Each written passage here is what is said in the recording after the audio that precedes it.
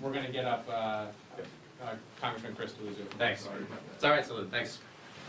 It's an honor to join these great colleagues of mine, all of us who wore the uniform in different ways in different times. I was a naval officer. I served at sea and on the ground in Iraq. What we saw from this administration was reckless. It was a dangerous breach of our national security. It was probably criminal conduct. There has to be consequences. This included the Vice President of the United States, the Director of the CIA, the Secretary of Defense, the National Security Advisor, the Secretary of State. I could go on and on. These are some of the most powerful people in America. And if any of us had done this as junior enlisted or junior officers, what do you think would have happened? Be court-martialed. You'd likely end up in Fort Leavenworth or something like it. And to these people, to think that they may not face consequences is outrageous.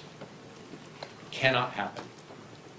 Now, we know Secretary Hegseth's own Pentagon warned just last week that there were hacking vulnerabilities to Signal, the very platform they were communicating on. Communicating about, you heard it here, sensitive, classified material. There is no defense for this.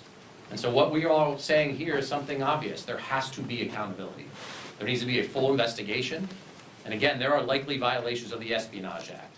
There are likely violations of record-keeping requirements. They were communicating in a platform that purposefully deletes their communications.